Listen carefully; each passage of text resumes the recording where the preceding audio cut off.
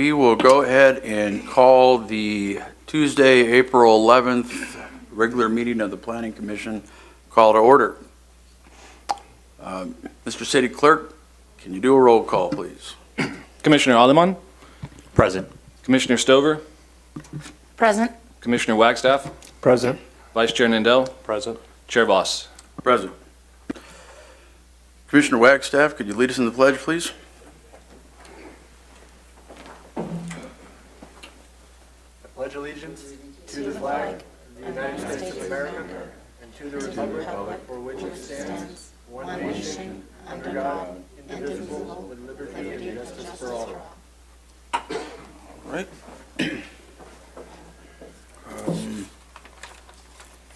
We have the approval of the agenda, but there was something I wanted to,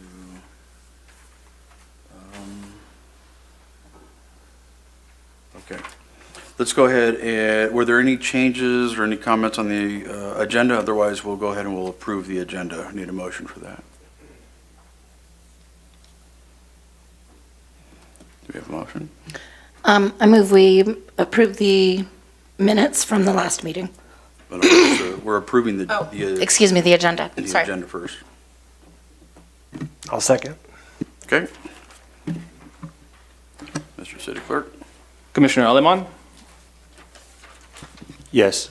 Commissioner Stover, Yes. Commissioner Wagstaff, Yes. Vice Chair Nindell, Yes. Chair Voss. Yes. Next item is the minutes. Seek a motion to approve the minutes. I move we approve the minutes. All right, we got a motion? I'll second it. Okay. Got a motion and a second. Mr. City Clerk? Commissioner Aleman, Yes. Commissioner Stover, Yes. Commissioner Wagstaff, Yes. Vice Chair Nindell, Yes. Chair Voss. Yes. Okay, next item is public comments. Do we have any public comments for anything that is not on the agenda? If you have something on the agenda or an item you would like to talk about on the agenda, there will be a public comment period or a time for that. So this is just for general topic items of anything that somebody would like to bring to the public's awareness and the commission's awareness. Did we have anybody submit anything, sir? We have none. Okay.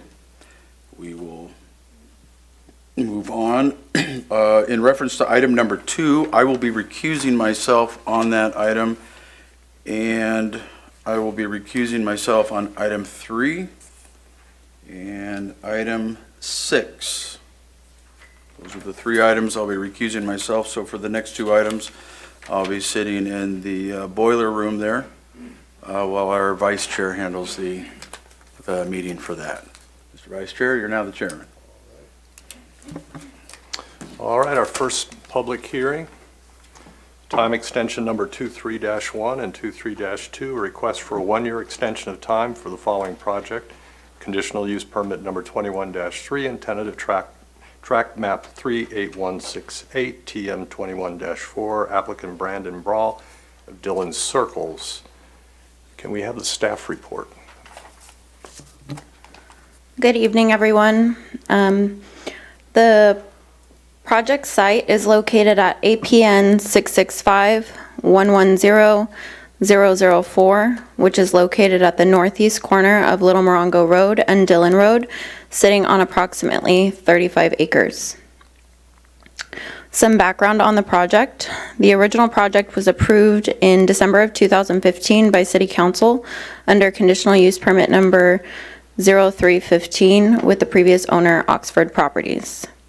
In October of 2017, an amendment to Conditional Use Permit 0315 was approved by the Planning Commission. This amendment included the approval of additional uses such as testing, manufacturing, distribution, transportation, and research. It also included a revision to a tract map that was previously approved for the project in December of 2016. In April 2021, the Planning Commission approved CUP 21-3 for the new property owner, Dillon Circles. The approval included an amendment to the phasing plan. In November of 2021, the Planning Commission then approved the tentative tract map TM 21-4 to allow for the development of Phase 1 parcel for condominium purposes. And lastly, on March 7th, 2023, an application for a one-year extension of time for both the conditional use permit as well as for the map were filed. This is the first request for an extension of time for this project, and I would also like to note that the applicant is currently in plan check for both grading and building plans. Shown here on the left is a rendering of the approved development for the conditional use permit, and shown on the right is a demonstration of the tentative map approval. On December 15th, 2015, the City Council approved conditional use permit number 0315, and in doing so, adopted the mitigated negative declaration. Pursuant to CEQA guidelines, a new M&D is not required if there are no significant changes to the originally approved project. The Planning Commission only needs to find that the time extension request is consistent with the original M&D, and no further analysis is required. No changes are proposed as a part of this request for an extension of time. Staff recommends that the Planning Commission approve a one-year extension of time, subject to the proposed conditions of approval for time extension number 23-1 and time extension number 23-2. That concludes my staff report, and I'm available if you have any questions. Thank you. We have any questions to staff from the Planning Commission? No questions? All right, and we'll open the public hearing. Do we have any testimony from the applicant? Nope. Okay. Take public testimony from those in favor. Is anyone here to speak in favor? Nope. Anyone to speak who is opposed? No. Any testimony from anyone who's in a neutral position? No. All right. No need for applicant rebuttal. So we'll close the public hearing and have Planning Commission discussion. Does anyone have any comments, discussion? All right. Does anyone have a motion? I'll make a motion to approve a one-year extension of the time, subject to proposed conditions of approval for time extension number 23-1 and 23-2 for APN 665-110-004. Do we have a second? Second. All right. May we have a vote? Commissioner Alemon? Approve. Commissioner Stover? Yes. Commissioner Wagstaff? Yes. Vice Chair Nindell? Yes. Motion passes unanimously. All right. Next, storefront retail business hours. Can we have the staff report, please? Good evening, Commissioners. I am presenting an ordinance this evening to change the business hours for retail cannabis facilities in Desert Hot Springs. We presented a similar ordinance to the City Council on March 7th, 2023 to change the operating hours for cannabis businesses within the light industrial and industrial zones, which was approved. During that meeting, the council requested we immediately return with this proposal for new hours for retail cannabis businesses to be consistent with the state. Currently, the city allows retail facilities, both storefront and non-storefront, to operate from 8 a.m. to 10 p.m., whereas the state allows those facilities to operate from 6 a.m. to 10 p.m. The city is proposing to change the hours of operation for retail cannabis facilities to 6 a.m. to 10 p.m. to align with the state. Thank you. Do we have any questions of staff from the Planning Commission? Still over. I understand state law is the 6 a.m. to 10 p.m. hours. Is that correct? That's correct. And is there anybody within our city government working towards maybe changing that so that we can open till 2 a.m. like the liquor stores do? There's nothing in process at this time. Okay, I'm all for it then. Thanks. Any other comments, questions of staff? No one? Okay. All right, let's open the public hearing. Is there any testimony from those in favor of this? Is there any testimony from those opposed? Is there any testimony from those in a neutral position? All right. Close the public hearing. Planning Commission discussion. Any discussion, comments from Planning Commission? No? Does anyone want to make a motion?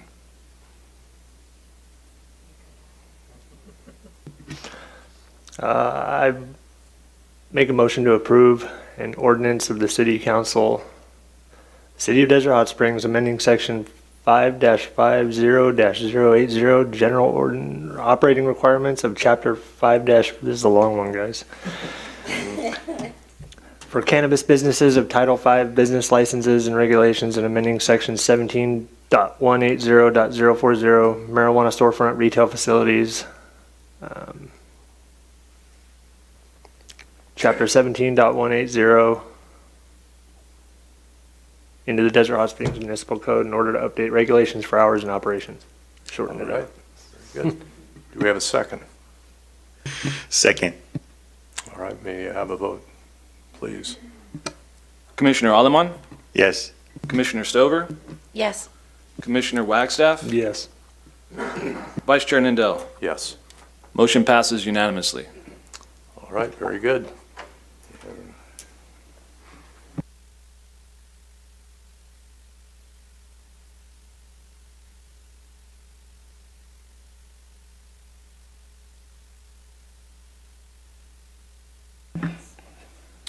We'll now move on to item number 4, which is conditional use permit number 23-5, an application to establish a pawn shop within an existing multi-tenant building location at 13313 Palm Drive. Staff report. Yes, thank you. The project site is located at 13313 Palm Drive within the mixed-use corridor, which is an already existing multi-tenant building as shown here. Shown here is an existing site photo of the proposed location, Suite K, taken today. In the Desert Hot Springs zoning code, a pawn shop is classified as a retail sales restricted type of use, and pursuant to section 17.14.01 of the permitted uses mixed use district, retail sales restricted is a use that requires a conditional use permit. The only proposed changes to the interior tenant space is to add a wall to separate the storage space in the rear and the retail services in the front of the unit as shown here. In accordance with the provisions of CEQA, this project is categorically exempt from environmental review pursuant to section 15301, class number 1, existing facilities.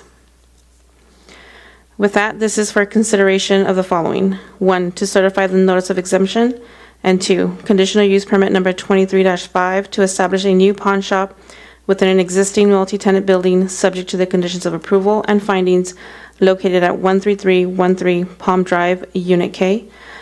And that concludes my staff report. I'm available if you have any questions, and the applicant is also here. Thank you. All right, great, thank you. Questions of staff from the Planning Commission?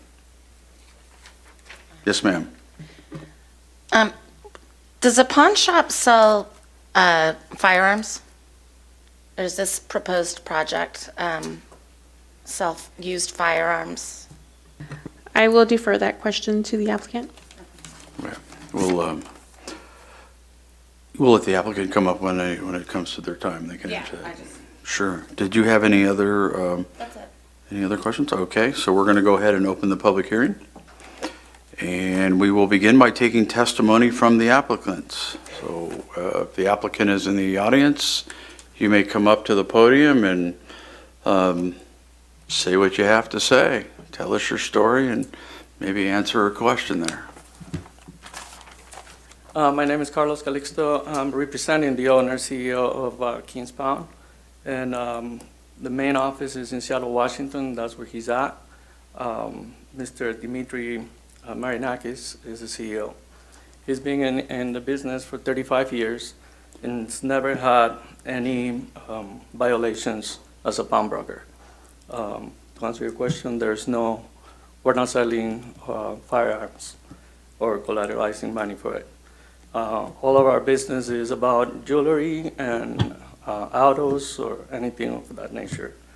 Our business will be open from 9 to 7 days a week. We have patrol surveillance 24/7 as well. We'll have 2 employees, and it's a very basic business retail operation. Yep. We will take public testimony for those in favor. If there's any out there in the public, how about any opposed? All right, neutral, that, on opportunity, well, there's no applicant rebuttal since he answered your question. Were you satisfied with that, Ms. Commissioner? Yes, Mr. Chair. All righty. Then we will go ahead and we will close the public hearing. Planning Commission discussion or a motion?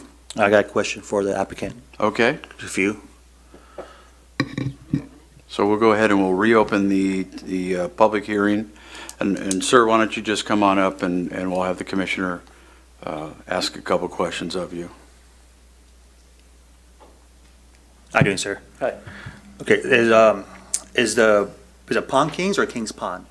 Pumpkins. Pond Kings. Okay, is this a retail or a franchise? Sorry, a store chain or a franchise? Yeah, so January of 2022 was the first branch open in California in Palm Desert. In May, he opened a second one in Indio. Right. Desert Hot Springs will be the third one, and they're looking at location in Coachella. The intention, this is a group intended to open 75 to 100 stores nationwide to become public. So Coachella Valley is a test run? Yes. Okay. Now that I looked up the stores, Palm Desert location as well as the Indio location. Palm Desert location looks great. It's big, it's huge. The Indio one, not so much, like a hole in the wall. And it looks like you want a hole in the wall right here in our city as well. I do recommend something bigger than, just why this building. In other words, I'm asking, why is this building right here in that shopping center and not a building, say, by Vaughn's or even right here on our main street, Pearson, where it looks beautiful, and you have a big storefront right there. I would say it's more based on population and, what the needs in the city will be. If there's a need for a bigger location, then obviously they will move into that. Just to start and testing the waters, that will be sufficient for now. Well, I mean, the needs for the city, we already have 2 pawn stores right in that location. They're not much bigger than that storefront, you know what I mean? That's what I'm trying to say. I know one of those storefronts is very small. The other one is a little bigger, a little corner pawn shop. Sure, you check out your competition. Like I said, all my saying is I think something bigger would be appropriate and not small, and in that structure right there. Okay. So I mean, I'm finished and I'm looking for a recommendation. Is there anything else to say? No. Okay, I'm done. if there's any other comments from commissioners, if not, then we'll go ahead and we'll close the public hearing. And then we'll have either commissioner discussion or we'll just entertain a motion. Okay? All right, I would move that we approve the consideration for the Planning Commission to approve the conditional use permit number 23-5 to establish a pawn shop within the existing multi-tenant building located at 13313 Palm Drive. Okay, I'll go ahead and second that. Mr. City Clerk? Commissioner Aleman, No. Commissioner Stover, Yes. Commissioner Wagstaff, Yes. Vice Chair Nindell, Yes. Chair Boss. Yes. Motion passes with Commissioner Aleman opposed. Okay. All righty, we will now move on to item number 5. It's consideration of a conditional use permit number 22-25, an application for a type 70 alcohol license to sell beer, wine, and distilled beer spirits for consumption on the premises only at the Onsen Hotel and Spa. Staff? Thank you. The project site is located at 12921 Tamar Drive within an existing hotel and is situated north of Hacienda Avenue and is bound by Tamar Drive to the east and Foxdale Drive to the west. Some background on the project. The project site was formerly known as the Ambassador Hotel. The hotel renovations began in 2019 and were completed approximately December 2022, when the new ownership rebranded the hotel and became the Onsen Hotel and Spa. In December 2022, an application was filed for a CUP to obtain approval for the Type 70 ABC license. Staff has reviewed the application and has produced findings to show the CUP application is permitted in conjunction with an allowed use and is consistent with the Desert Hot Springs Municipal Code and General Plan. Shown here are some site photos and photos to show the completed renovations for this hotel.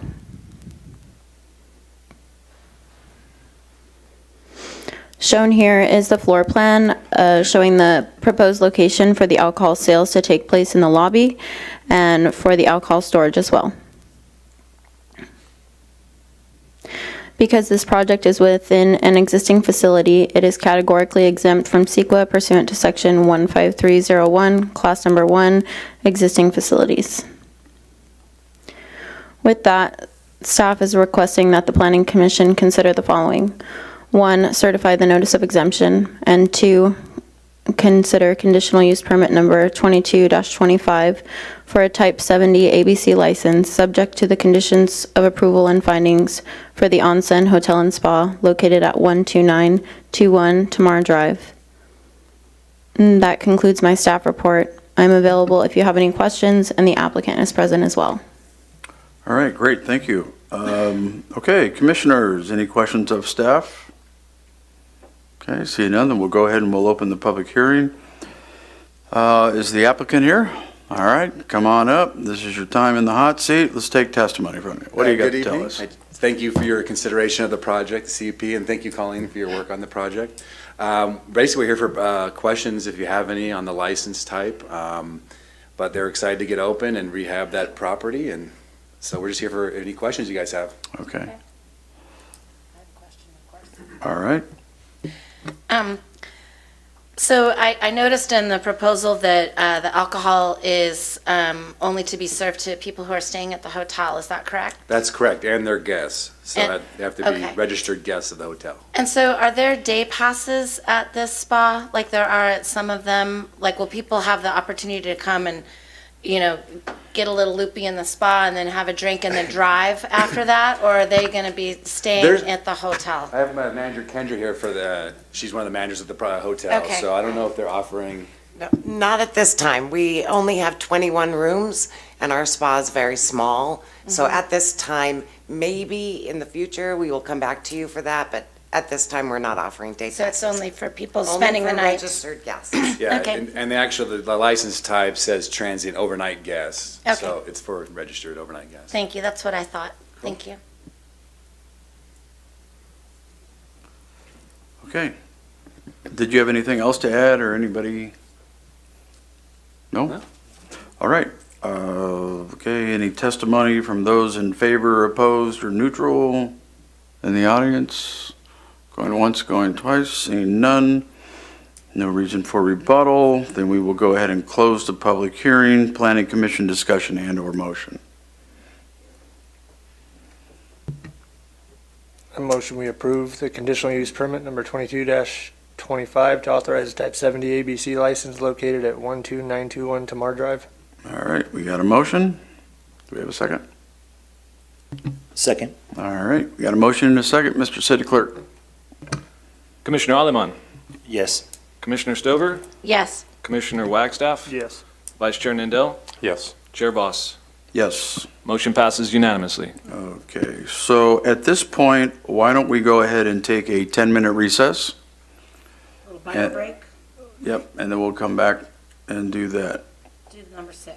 Yeah, because I know there's going to be some discussion on a couple of different things on item number 6, and I want to make sure that everybody is perky, ready, attentive, listening. Okay. And I'm going to monitor you in the boiler room.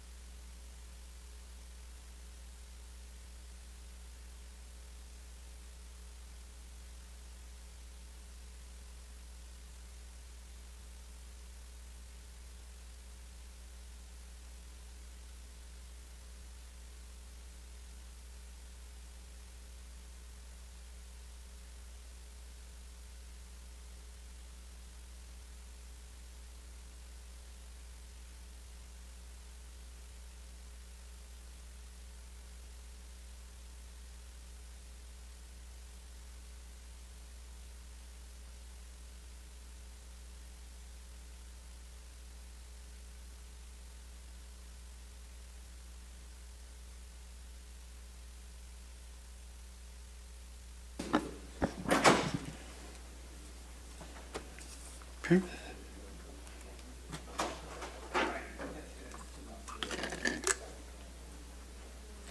So, when we're talking about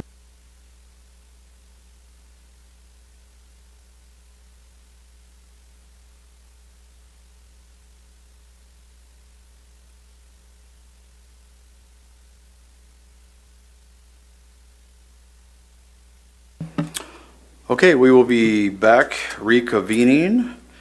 I am going to recuse myself to the boiler room, and Vice Chair Jim? Nindell. Nindell, Jim. sorry, Jim, Nindell, you know. I had 2 pieces of pizza, it's more than I normally eat, so sorry about that, buddy. Okay. And you're gonna handle this. Yep. All right, let's get started. Our last action is to approve a resolution of the Planning Commission recommending that the City Council of the City of Desert Hot Springs, California, 1, certifies the environmental impact report, 2, adopts the mitigation monitoring plan, 3, adopts findings of fact pursuant to the California Environmental Quality Act and adopt a statement of overriding considerations, 4, approve Coachella Specific Plan Amendment Number 21-2, amending the Coachella Specific Plan in the city, and 5, approve the ordinance amending Chapter 17.200. May we have the staff report? Yes, thank you. The project site is approximately 153.71 acres divided into 46 parcels for the APN 666-340-008 through 055 and is bounded by 18th Avenue to the north, 19th Avenue to the south, Indian Canyon Drive to the west, and Calle de los Romos to the east. Some background on the project. On November 7, 2017, the City Council approved the Coachella Specific Plan Number 01-17, which also included a general plan amendment, a tentative parcel map, a final map, a conditional use permit, and an addendum to the original MND. On June 30th, 2020, Coachella submitted their first specific plan amendment, number 20-4, and environmental number 20-1, in which Planning Commission made a recommendation for approval to the City Council on July 14, 2020. Then on September 1st, 2020, the City Council approved the specific plan amendment number 20-4 and ENV 20-1. On October 7, 2020, the Supporters Alliance for Environmental Responsibility, also known as SAFER, filed a lawsuit.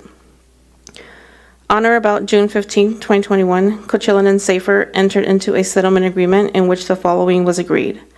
1, the 2020 amendment was to be vacated and set aside, and that an ENR was to be prepared, circulated, and considered by appropriate bodies for any approval of the specific plan.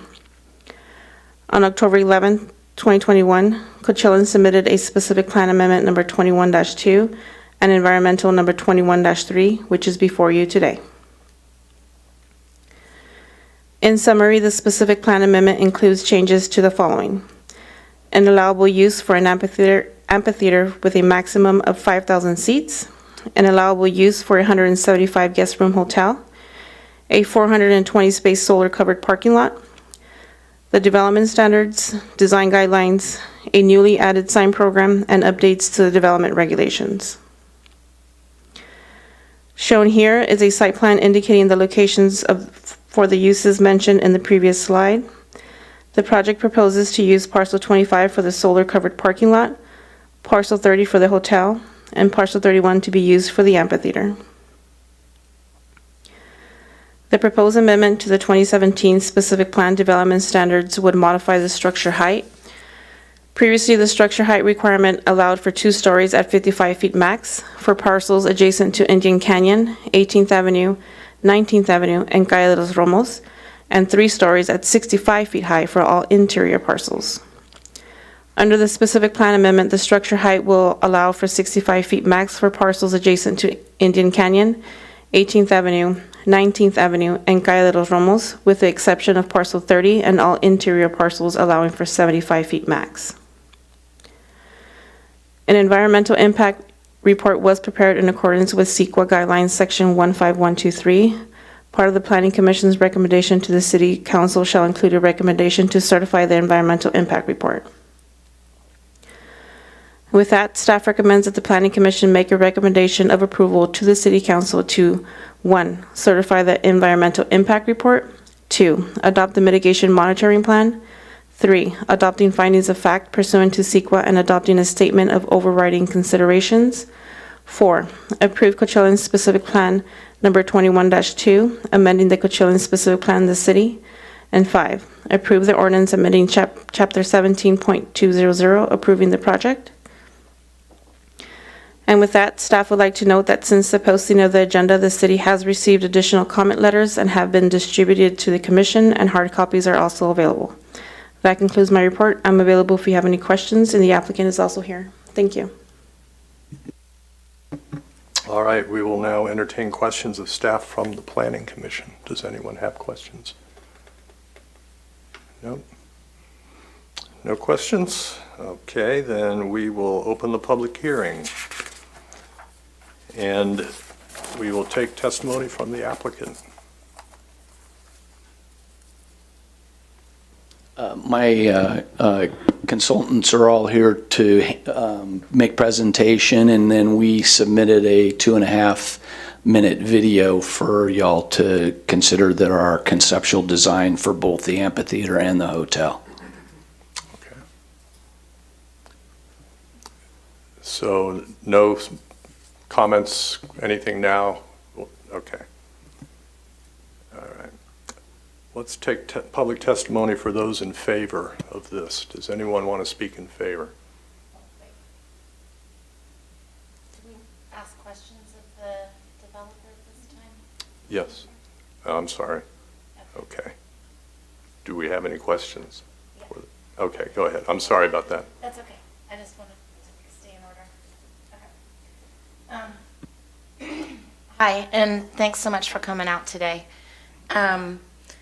I just wanted to be certain, so when we're looking at this specific plan, when the developer comes to us with for each of these individual projects, being the hotel, the amphitheater, and the parking lot, as well as the retention basin with the agricultural element, are those going to be approved individually, one at a time, when you're coming back to build those, or are we looking at just doing a blanket approval right here for all of those things? These are permitted uses within the specific plan. Okay, so we'll come back to it. I think Jennifer can help you with that. Okay. So if I may, to clarify, and I could defer to staff as well, but as far as I understand, the uses are permitted as a matter of right with no additional entitlements needed. So that means that they would be done over the counter. So it wouldn't be coming back to this body, but it would be obviously pursuant to development standards and other development standards and guidelines and things like that that are that would be approved according with the specific plan. But I do defer to staff with respect to if I got any of that incorrect.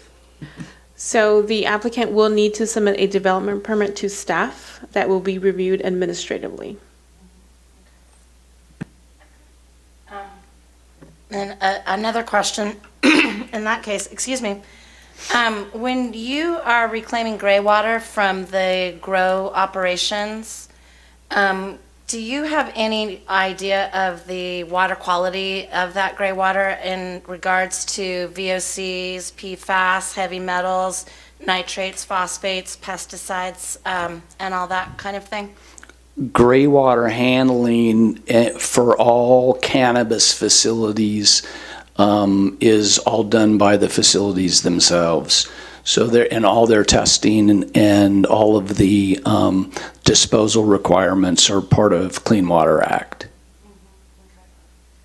And is there any intention in that agricultural retention area with the Phoenix date palms and the proposed vegetables to serve those vegetables to the public, or is that, or is this just something that's like an idea at this point? Oh, no, the basins more likely than not are only going to be able to handle nursery stock. There won't be apples and oranges and lemons and yeah, it'll all be nursery stock that's used down there. Nothing else can survive, and a lot of that cacti, et cetera.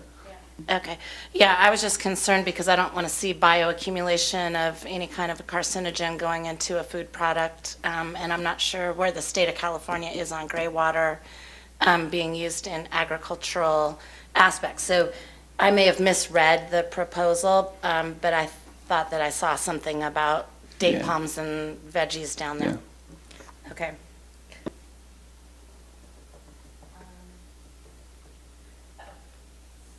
I snuck around on the property yesterday a little bit, and it looks pretty good. I wanted to know about Lot 25, where the parking is proposed. I believe it's lot number 25 is the parking lot. Is that intended to be with permeable pavers or any of the cooler concrete type of a paving? Hasn't been designed at this stage, but I would anticipate it would be permeable concrete, and maybe even some of the hardier grasses could be used.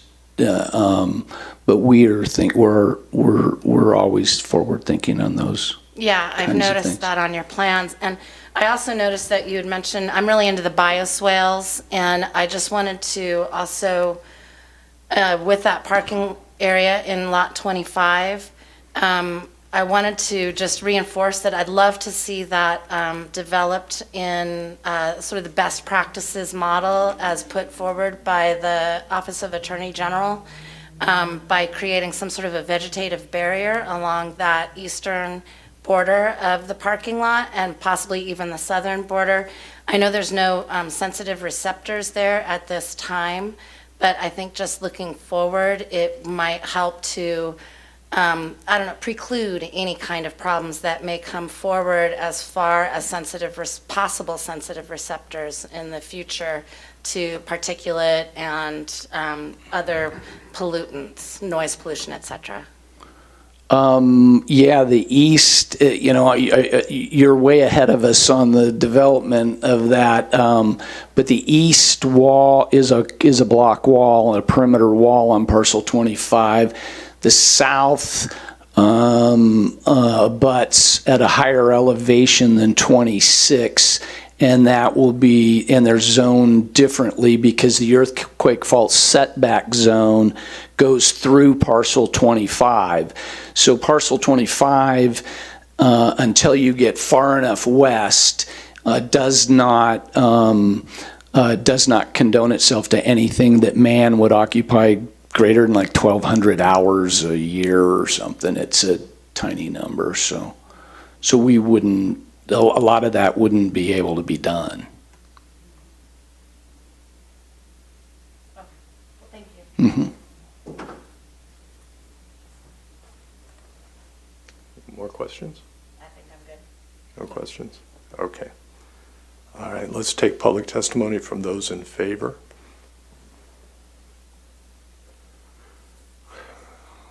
Okay, I see no one coming forward. Take public testimony from those opposed. Please give your name. Yep. Good evening, Planning Commissioners. My name's Parker Shea. I'm from Unite Here Local 11, which is the hospitality union. We represent hotel and convention center workers, about 30,000 in Southern California and parts of Arizona. So I have quite a few comments here, but I think I'm limited to 3 minutes. Is that correct? Or okay. Local 11 is concerned about the project, which allows a 175-room hotel with 5,000-seat amphitheater, hosting 4 concerts a month. We care about projects like this because our members are impacted by greenhouse gas emissions. In my limited time, I want to emphasize 4 points. Mr. Mayor, members of the commission, if I may, and I mean to interrupt you, you will have longer than 3 minutes. I want to make sure that you have your opportunity to be heard. Thank Okay? you. Appreciate that, Jennifer. So I have quite a bit to say here. So first, we are concerned with potential greenhouse gas impacts caused by the revised specific plan that you're looking at tonight. The EIR admits that the entire plan would impact greenhouse gas emissions and that it would be significant enough that it would exceed the South Coast Air Quality Management Department's 10,000 and 3,000 metric tons of CO2 per year threshold for industrial and mixed-use property thresholds. However, these are considered Tier 3 thresholds, which should be assessed, in reality, they should be assessed under the Tier 4 thresholds. So the EIR fails to undertake the required Tier 4 analysis to consider additional mitigation measures that would result in more GHG-efficient use of the area, like mandatory transit passes, which I know is not as big of a deal here in Desert Hot Springs, but also we could have greater incentives for ride sharing, carpooling, off-site carbon credits, and other measures.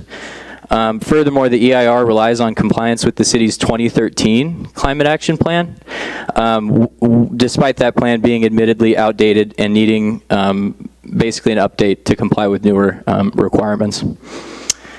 Okay, so moving on. Second, we are considered with the project's potential vehicle miles traveled impacts. This is something we're normally concerned with for hotel developments. The EIR uses the Riverside County VMT guidelines, even though those guidelines do not include a threshold for hotel or amphitheater land uses.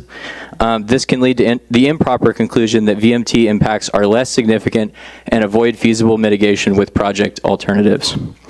So too, we question the use of an illusory commercial industrial use as the area's baseline of conditions with this revised plan. This leads to an understanding of the true impacts of the new project. We believe a no net increase in actual VMTs would be better and enable the city to consider additional VMT reduction measures, such as those suggested by the Governor's Office of Planning and Research in its 2018 guidance.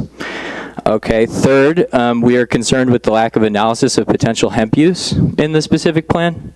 The staff report states that once the city adopts rules and regulations regarding hemp use, it would be permitted by right, as was mentioned earlier, with merely administrative amendment and not required to go to city council review, which we would prefer. This is concerning for multiple reasons, given that hemp use is entirely vague and could include a range of cannabis-related operations, such as storefront, non-storefront, and other uses. Okay. So fourth, we are also concerned about potential biological impacts, which were echoed by the State Department of Fish and Wildlife and other experts. Their concerns over the EIR included failure to conduct more recent focus surveys for species occurring on site, failure to analyze and or mitigate for wildlife vehicle collisions, failure to analyze and or mitigate impacts for bird collisions, which is a big deal in Desert Hot Springs, with building windows, solar panels, and wind turbines. Failure to include more robust mitigation beyond impact fees. And I guess that's it. Sorry. Okay, so in closing, we thank you for the opportunity to provide these comments. In short, we are concerned with the project's potential biological, greenhouse gas emission, and vehicle miles traveled impacts, as well as the unanalyzed impacts related to hemp use. At this time, we ask the city to reject the specific plan amendment until these issues are resolved in a CEQA-compliant draft environmental impact report. We reserve the right to supplement these comments in the future, and thank you for your time, Council. Thank you. Next speaker, please. Good evening, Commissioners. My name is Rebecca Davis. I represent Supporters Alliance for Environmental Responsibility and its members that live and work in and around Desert Hot Springs. I want to start by reminding the Commission of two things that are surprisingly absent from the staff report. The first is that the staff report fails to mention that this Commission already considered this project in December and its EIR, and at that time voted to deny a recommendation of the project. And second, the staff report for tonight's meeting leaves out the long list of code compliance violations that this applicant has amassed over the past few years in Desert Hot Springs. I urge you to review the December 20th staff report, which lists these numerous violations. Although the applicant has made changes to the specific plan amendment since the December 20th meeting, the overall deficiencies in the project and the EIR remain.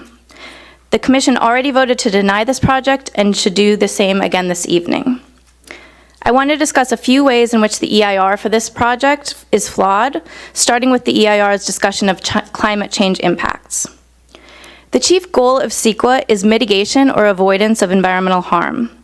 In furtherance of this goal, CEQA prohibits an agency from approving a project with significant environmental effects if there are feasible mitigation measures or alternatives that could substantially lessen or avoid those effects. Here, Here, the EIR claims the project's significant cumulative greenhouse gas impact is unavoidable after requiring only a single ineffective mitigation measure. As detailed in our written comments, there are numerous additional feasible mitigation measures that would further reduce the project's greenhouse gas emissions. For example, the EIR does not consider additional measures to reduce mobile source emissions. The one mitigation measure that is required provides for a single shuttle stop in downtown Palm Springs, but additional shuttle stops at the airport or in India or anywhere else would make the shuttle accessible to a larger group of people and further reduce mobile source emissions. In addition, the EIR completely ignores mitigation measures to reduce the project's greenhouse gas emissions from non-mobile source emissions. According to the EIR, the hotel use will account for 80% of the project's total electricity demand, yet there is no discussion of how to reduce that demand. One simple and feasible mitigation measure would be to require LED technology for all aspects of the project, including for concerts and events. Another option is to require off-site mitigation measures, such as the purchase of carbon credits. There's no evidence, including in the applicant's response that was submitted today, that any of these mitigation measures are infeasible, and each of them and many more would further reduce the project's significant greenhouse gas emissions. Without requiring any of these additional measures, the city's approval of the project would violate CEQA. Next, I want to turn to the project's water and wastewater impacts. The city improperly failed to name Mission Springs Water District as a responsible agency, and as a result, the district was not consulted, did not receive notice of preparation of the EIR or the draft EIR for comment. The EIR concludes that sufficient water supplies and wastewater capacity are available to serve the project, but these conclusions are not supported by any substantial evidence. The EIR itself provides no evidence to support the conclusions. The amended specific plan does point to a water supply assessment and verification from the water district, but that assessment and verification that it points to was for the original plan, the original specific plan that was approved in 2017.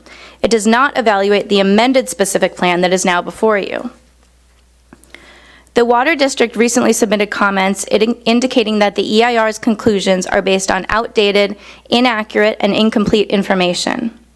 The Water District wrote that in the most recent draft provided to the district, which was just in March 2023, the project documents continue to contain incomplete and/or inaccurate information regarding changes affecting water and wastewater services, and do not provide adequate information or data to enable the district to evaluate the impacts of the project revisions on water and wastewater systems, including supply and capacity issues.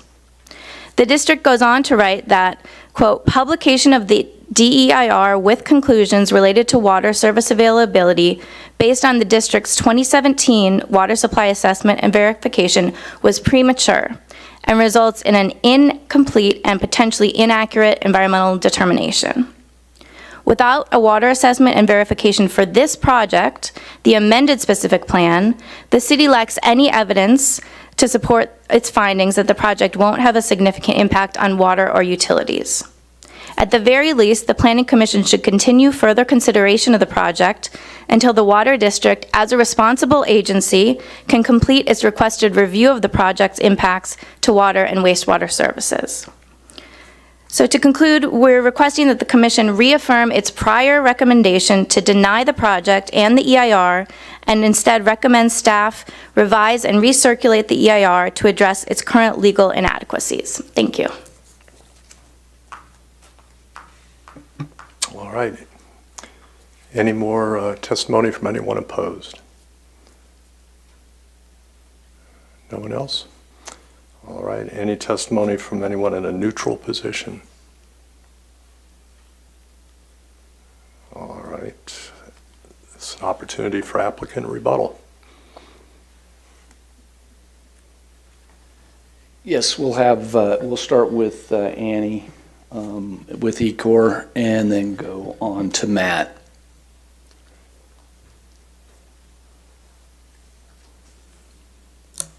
Hello, my name is Ann Sergel. I'm a Vice President and Director of CEQA NEPA Services at Ecor Consulting. Ecor prepared the EIR for the project, and I'd like to summarize the EIR and provide a summary response to the late letters that were received to the city by Mission Springs Water District and SAFER.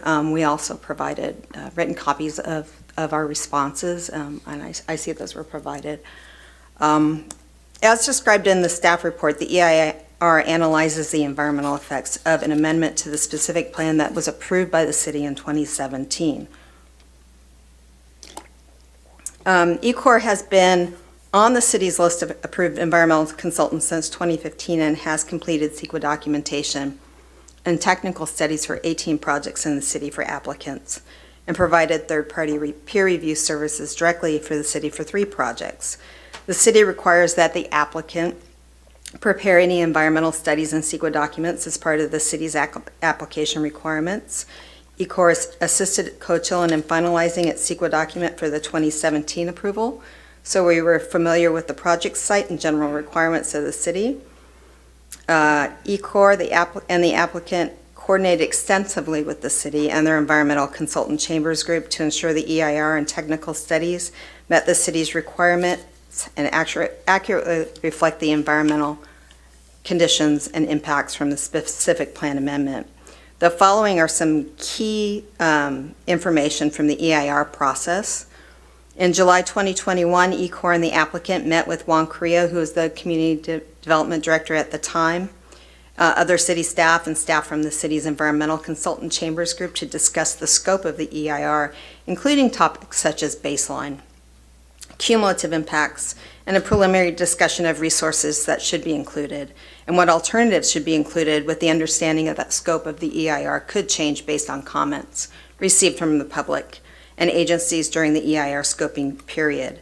Specifically, it was decided that the initial study could be used to narrow the resources discussed in detail in the EIR to those resources that had the potential for significant environmental impact. It was also determined that the baseline or no project condition is the approved specific plan because the 2017 specific plan approvals are still in force and were not vacated. Therefore, the EIR evaluates the project, which is the delta or the change between what was approved in the 2017 specific plan and the proposed changes in the specific plan amendment. The environmental baseline for the setting for the EIR analysis is also August of 2021, which is when the notice of preparation was published in accordance with CEQA guidelines, section 15125. And those baseline conditions are described in section 2.4 of the EIR and with photos, and it's basically the project site after grading, after mass grading has been completed and a number of the parcels have been developed and the block wall has been completed around the outside of the site. The city mailed the notice of preparation to their mailing list, which initiated a public and agency scoping period of 30 days from August 3rd to September 7th, 2021. It's my understanding that mailing list did include the Mission Springs Water District, but I'm sure the city can verify that. The city received scoping comment letters from Mitchell Sy, attorney for the Southwest Regional Council of Carpenters, the California Department of Fish and Wildlife, and the Native American Heritage Commission. The city, the applicant, and Ecor also held a separate meeting during scoping with the California Department of Fish and Wildlife to specifically discuss their comments and to discuss the requirements for further surveys and for additional mitigation beyond fee payment to the MSHCP, and there are those mitigations are included in the EIR. Between August 2021 and April 2022, we prepared 4 reviewed drafts of the EIR and technical studies, which were all reviewed by Chambers Group. We met with the city. We met again with the California Department of Fish and Wildlife to show them the draft sections and the draft mitigation measures and discuss how their scoping letter comments would be addressed in the EIR. We made those revisions as requested. We also work to ensure the biological resources and indoor air quality uses identified during SAFER's original CEQA challenge were addressed. It should be noted that the EIR's impact assessment methods, significance thresholds, conclusions, and mitigation measures were all developed at this time in consultation with and reviewed by the city and their environmental consultant. The city released the draft EIR for public and agency review for a 45-day review period from April 13th, 2022 to May 28th, 2022.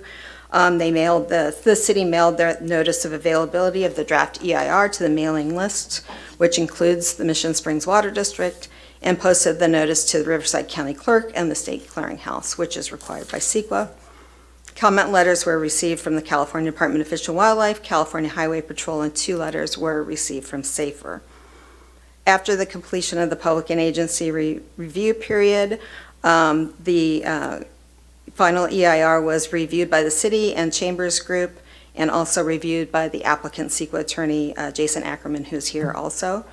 The final EIR contains copies of the comments and responses to comments, changes to the draft EIR and the mitigation monitoring reporting program, and both of the draft and the final EIR are in the agenda packet. I would like to summarize some of the responses that we provided to the city for the late comments from Mission Springs Water District and SAFER. Mission Springs Water District has sent 3 letters to the city after the close of the draft EIR comment period, actually for October 11th, November 21st, December 14th, 2022, April 3rd, 2023, and there was another one again today. The applicant, engineer, and ECOR provided a preliminary response on October 24, 2022, and then a detailed response with project-specific water and wastewater calculations on December 12th, an additional response on April 7th. Specifically, the comment letters questioned the analysis in the initial study preparing during the scoping of the EIR, which concluded that the hotel and amphitheater uses would have a similar water demand and wastewater flow would be similar to the general commercial land uses evaluated in the water supply assessment prepared in 2017. So the impact is not starting from scratch, right? No project is nothing gets built there. It's just the 2017 approved uses are built there. And in response to the district's request for additional information, the applicant's engineer, MV5, who is here, prepared more detailed calculations for the specific plan amendment, which were submitted to the city on December 19th and were included in the packet for the Planning Commission on the 20th of December. The calculations found that the water use and wastewater flow for the proposed specific plan amendment would actually be slightly less than the original general commercial land uses from the 2017 WSA, and therefore the initial study's analysis that replacement of the approved land uses with the proposed land uses would result in similar water use and wastewater generation was valid, and that no significant impact would result. The proposed changes to the specific plan do not rise to the level of requiring a new or amended water supply assessment for the analysis of impacts in the EIR for the California Water Code. The California Water Code has criteria if a project has an existing WSA, WSV, and there are changes, what triggers a new or amended WSA, WSV. The 2017 WSA has a required 5-year renewal, and also the projects in the specific plan are required to pay, go through Mission Springs Water District engineering reviews and pay hookup fees, and all of that is still in force with the specific plan amendment. It doesn't change. It's just the information provided to the city to be able to make their decision regarding the environmental impacts of the project. To date, the district has not commented on the additional information from December, and MV5 is here to provide an engineering perspective on that. You know, despite attempts to contact the district, we haven't received any different information on why that change in land use would constitute a significant impact. The comments also state that the district did not receive notices included, notices for the scoping, for the draft DIR, and the comment today was regarding when the district received meeting materials for this meeting. And I just like to note that the city did include them in those noticing requirements in accordance to city policy for the meeting today also. So the notices were sent to the district. SAFER also submitted late comment letters to the city on December 16th, 2022 and April 7th, 2023. The comment letters refer to the comments the city received also in 2 letters from SAFER on the draft EIR. These comments were adequately addressed in the responses to comments in the final EIR, which is included in your agenda packet. They were reviewed by the city and the applicant's CEQA attorney, and were provided to the city.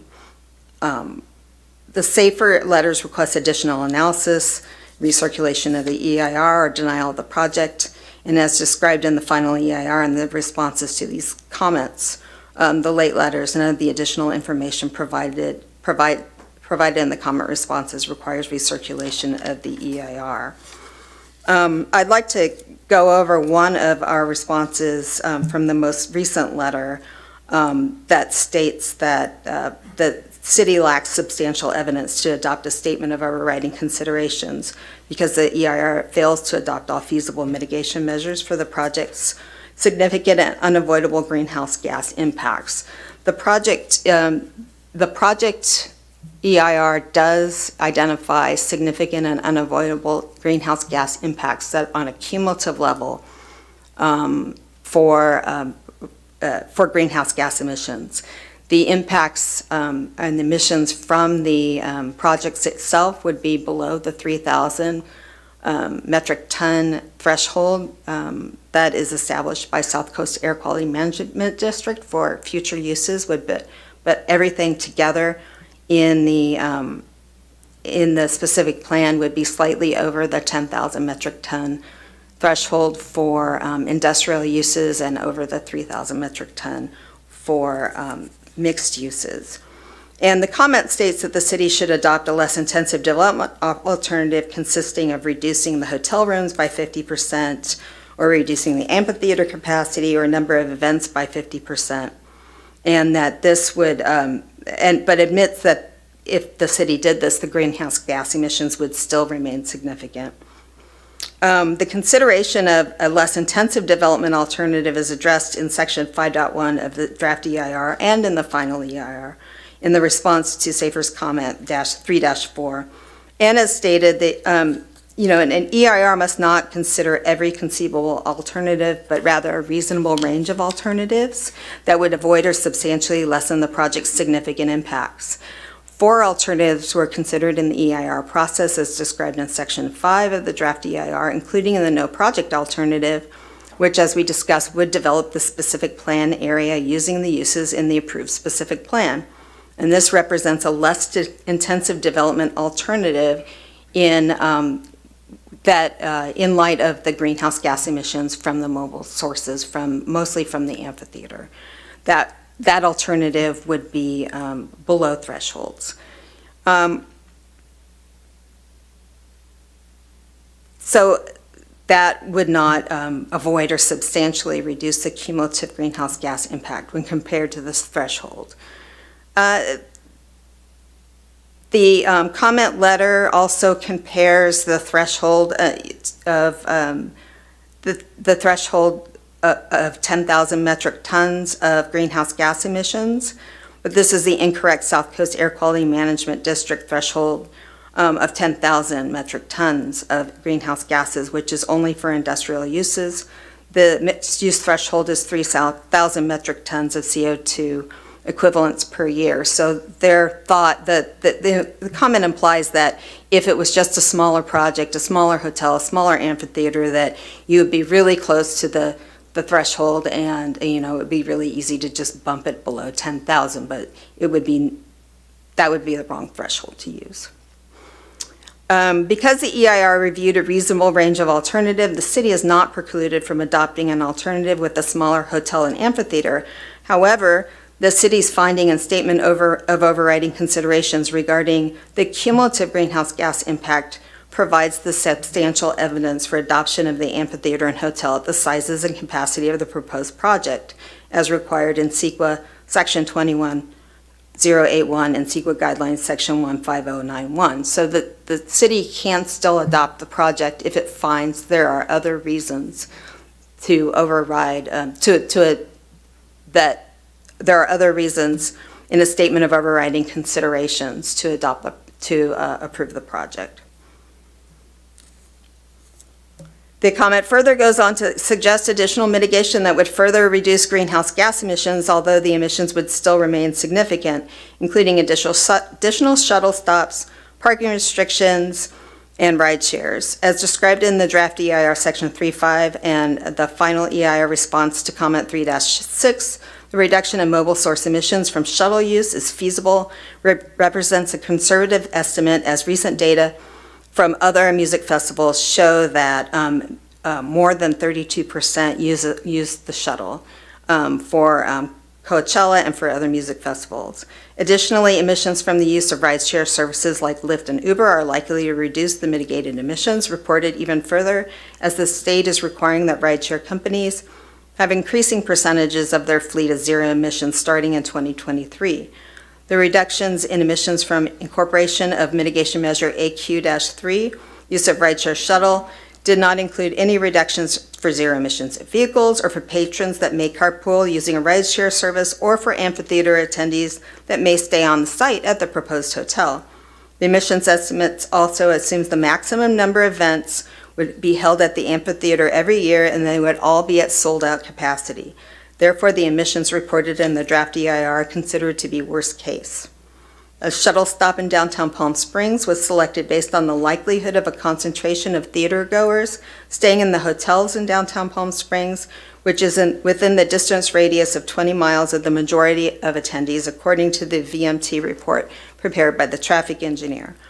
By providing a shuttle pickup location within the downtown area, the amphitheater patrons do not need to drive the distance between the event venue and the downtown area, where they could park their vehicles at the hotel, or their hotel or nearby parking lots.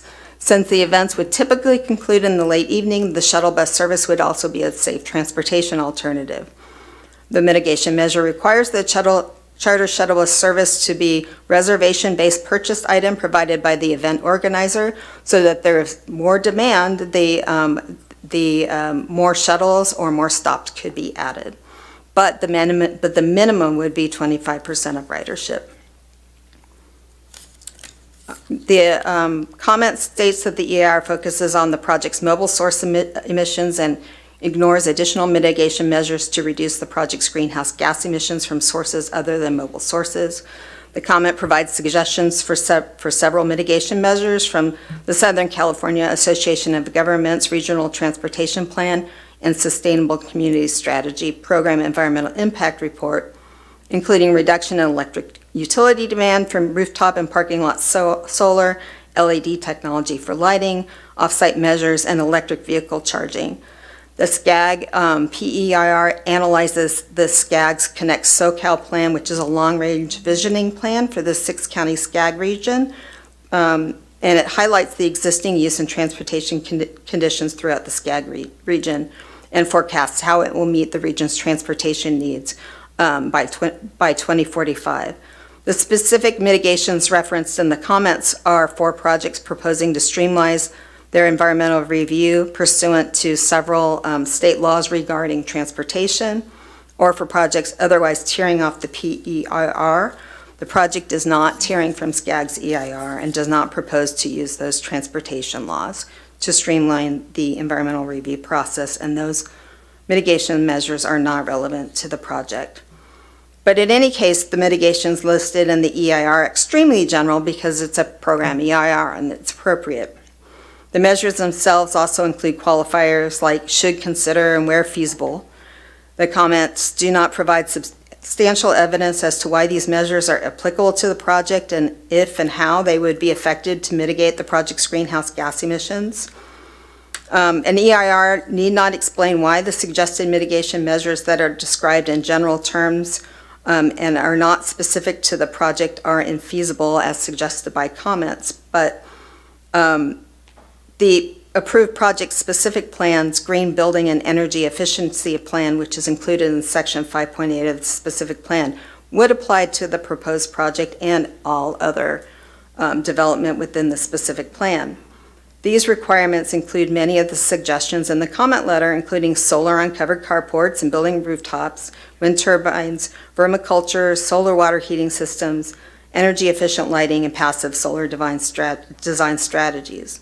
The project would also be subject to California Green Building Standards Code, Title 24, Part 11, which is called the Cal Green Code, which includes mandatory measures for non-residential development related to site development, including EV charging spaces, energy efficiency, water efficiency and conservation, material conservation and resource efficiency, and environmental quality. These requirements are described in the draft EIR. Additionally, the use of off-site measures is a general term that may include purchase of carbon credits. However, neither the South Coast Air Quality Management District nor the City of Desert Hot Springs have a program to verify carbon credit purchase programs to ensure they meet the standards of CEQA guidance for enforceable mitigation measures. Finally, the comment states that without adopting some or all of the above measures, the city lacks substantial evidence to support a statement of overriding considerations, and as provided in all of the information before you, substantial evidence has been provided to the city that the city has required all feasible mitigation measures.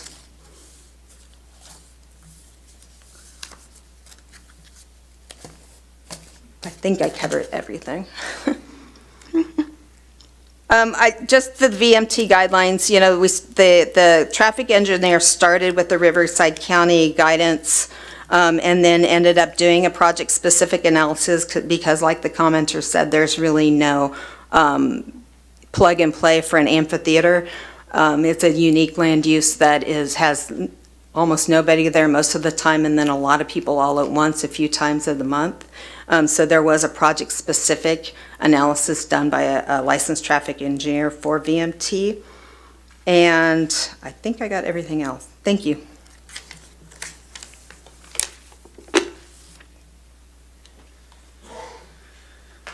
Good evening.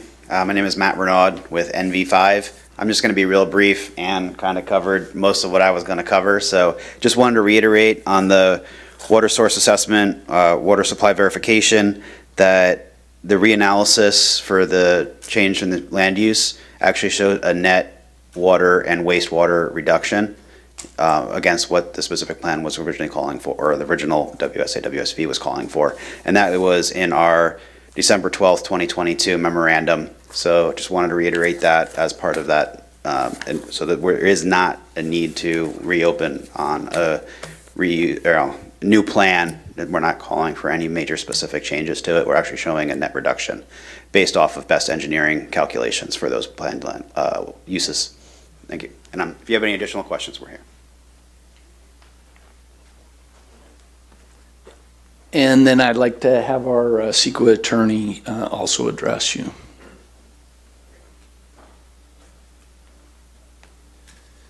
Vice Chair, Commissioners, thank you for your time. My name is Jason Ackerman. I'm counsel for the applicant.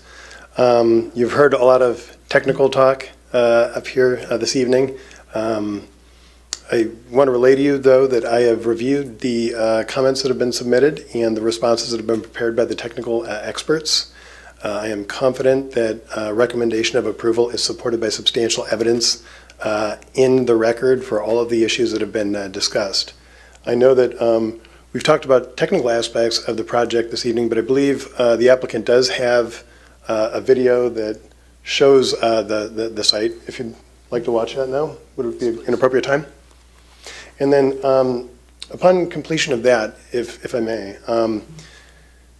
while The hearing is still open. If you have any questions of the technical experts, I would invite you to do so. And if during deliberations when the hearing is closed, if you are stuck on any issues, I would encourage you to reopen the record and ask those questions of the technical experts so you do, in fact, make an informed decision tonight. Thank you.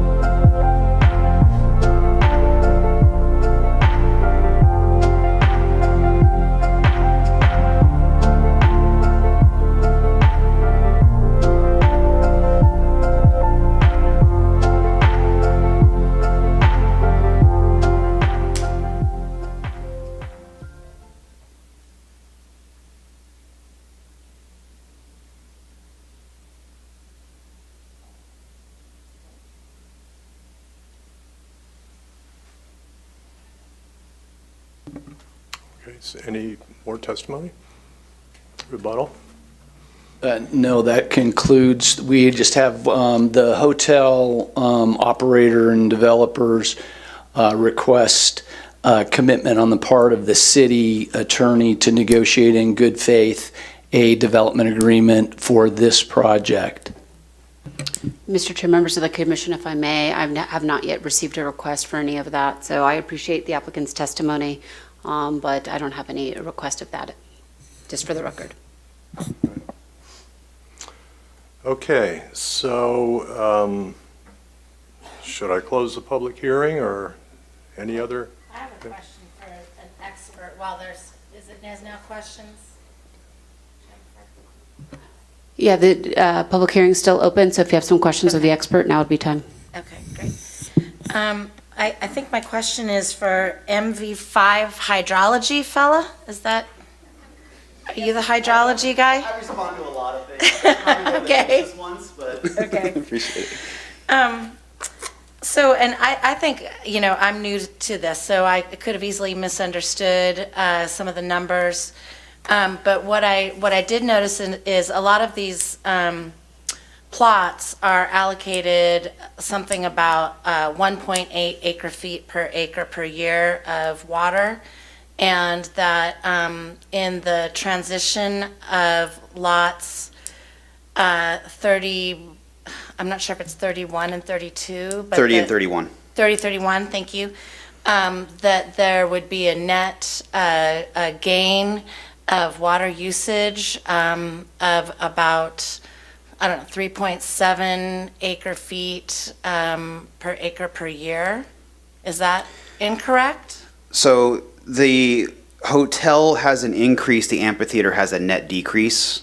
Mhm. So overall and then also the elimination of the substation on parcel 25 has basically going to zero. Right, So from 2 to 0. Right, so the hotel has a net increase, but the other two parcels combined with that net increase result in a net decrease.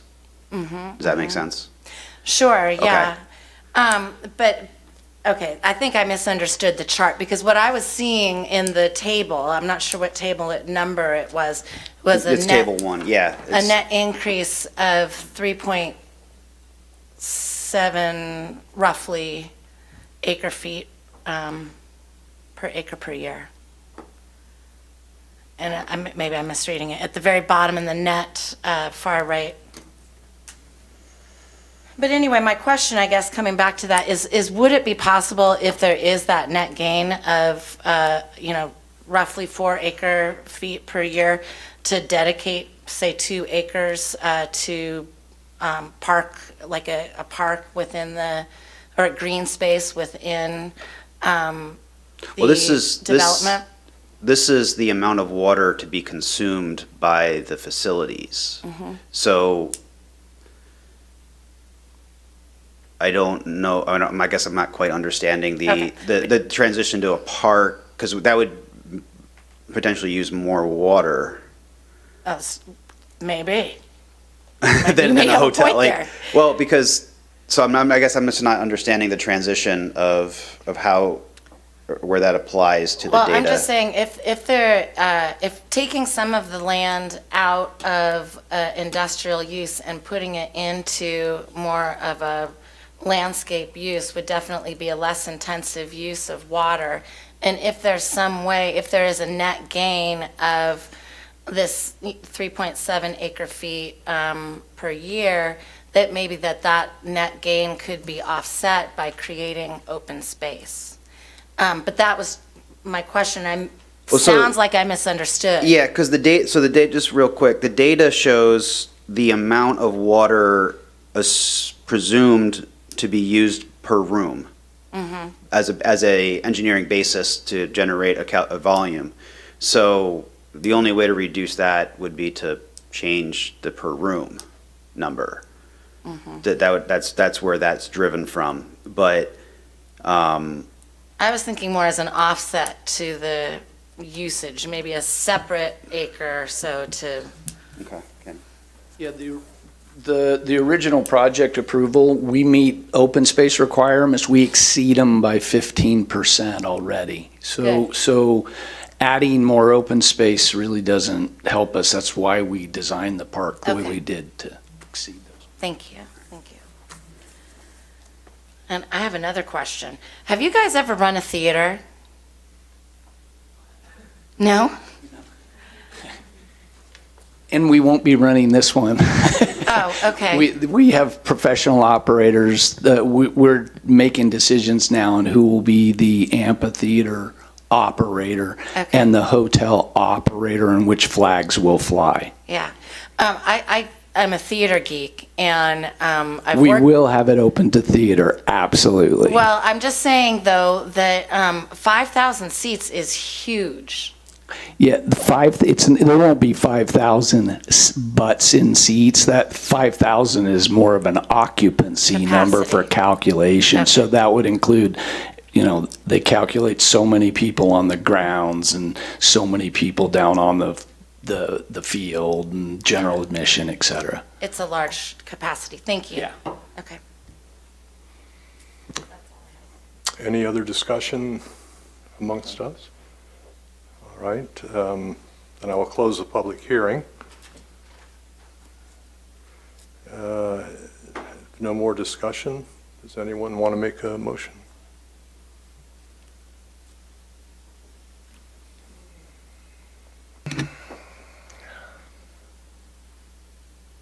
I'll make a motion to approve the resolution with 2 conditions, though. We would be approving this currently without, let me back up. Whatever we approve, staff is going to inevitably end up with to approve, correct?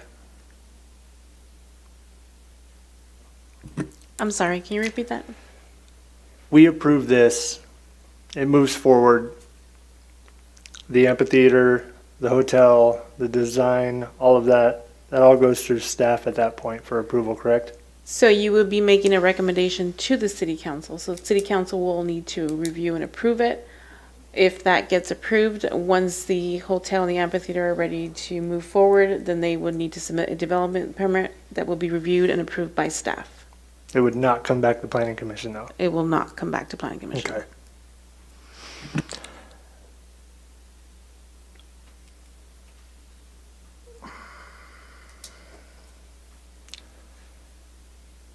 Discuss? I move to approve the resolution with the conditions that we could potentially do an ad hoc PC committee to work with staff, not as a Obviously, we can't approve or deny anything at that point because it's already been pushed through, but strictly as advisory. So, Mr. Chair, members of the commission, if I may, that would be a little bit outside the planning commission purview, but what I'm hearing is that there's some trepidation of just having staff approve the amphitheater and the hotel. Is that kind of what I'm getting at? We don't know what we're Or not? approving. Yeah, we don't really know what we're Okay. approving. Okay, if I may, if that is the wish of the planning commission, and if the trepidation is that the amphitheater, and that planning commission would like to see the amphitheater come back to the commission, and also for the hotel to come back to the commission, the conditions could be that the hotel would need some kind of entitlement, such as a conditional use permit, or the amphitheater would need some kind of entitlement, such as a conditional use permit. In those cases, if those are the only two items that the planning commission would like to see come back to the body, they can make the recommendation. Of course, it would go to city council. That, but for those two uses, that's the planning commission's recommendation that those two uses are not development permitted, but instead would need to have some kind of conditional use permit or other entitlement as you guys deem fit. Okay. That's, I don't want to put words in anybody's mouth, but that's kind of what I'm hearing. That's what I wanted to say. Okay, great. I like the idea. If exactly what you showed us on that video is what's going to come to fruition, 100%. But we have a lot of time in between now and then, and we know how things change. So, So as I hear, the motion would be to approve staff recommendation to move everything forward to the city council with the two exceptions that the amphitheater would not be a development permit, but instead would need a conditional use permit. And also that the hotel would not need a regular development permit, but also would come back and require a conditional use permit. yes. Second condition, have staff work with MSWD to address the water district's concerns or needs for more information.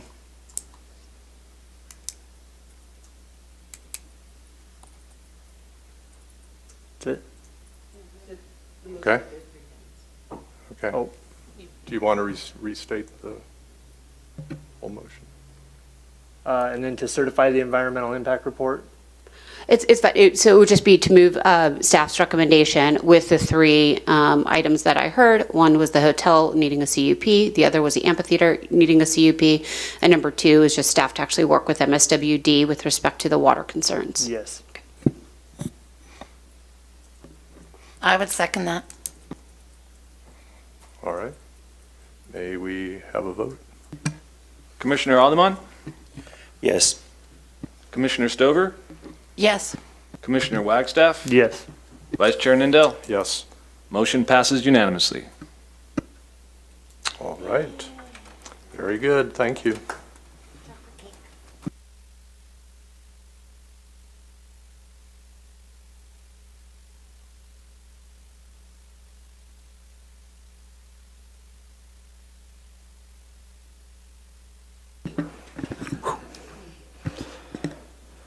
All right, and now that we have that item done, our next item is public comments. We did have public comment.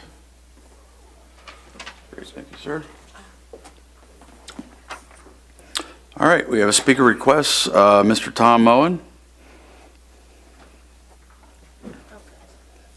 And thank you for filling this out. A lot of people don't. So we appreciate that. But Tom's been around here for a long, long time.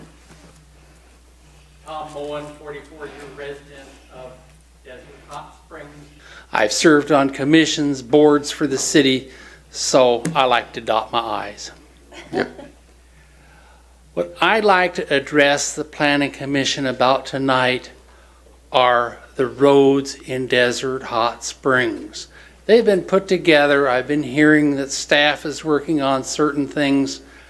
However, I haven't seen any results yet. Hacienda, the stripes that are supposed to reflect don't. And I'm 63 years old now, and at night, I don't see as good, especially in the rain. And I would like to see Hacienda with the center line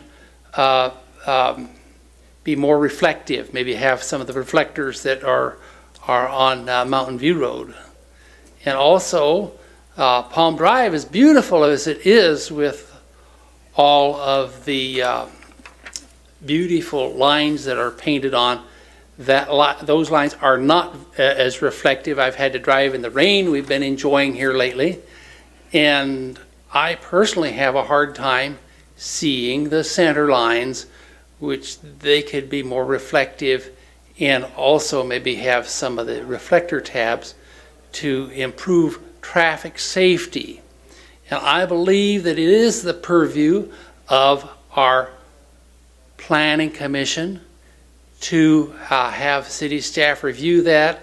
Maybe you'd have more time than the city council to go over this. And that's my comments. Thank you. Great, thank you. And Mr. Community Development Director, if you could take note of that and let our Public Works Director know. Pass them on to Public Works, yes. Okay, perfect, thank you. And thank you for coming up, Tom. Do we have any others? No, we do not. We do not. Okay, Chair and Planning Commission member reports. Any reports? I have one concern. Okay. Certain traffic light at West and Pearson. Can we add that to the list to talk to Public Works on? It has been out for 2 months. It is dark, and The street light? I as well cannot see very well at night. Thank you. Okay. Leroy, anybody? a question for Chris. Talk about the street light or the stoplight? The street light. Yeah, the stoplight works fine, it's just black. Can't see, right outside the fire station. I see what you're saying. When I leave Lizzie's, it's dark. See, the whole corner. Yeah. And that's a bad one, because all the little skateboarders come down there too. They do. Need lights so we don't run over a skateboarder. So I will make comments. I had the pleasure of attending the Planning Commission Academy held by the League of Cities. Was it last week or the week before? I think it was the week before. And got to get some updates on the CEQA stuff, which is even more enjoyable, I'm sure, for staff. And got to do that. And then other topics were the Surplus Land Act and other one regarding Housing Crisis Act and how to deal with all that. So I thought it was good. I went on Thursday because they had some classes that were of interest. I think we had a couple other commissioners that showed up as well. I don't know if you wanted to say anything, but just kind of want to point out that at least, we took the time to be there and learn some extra new things.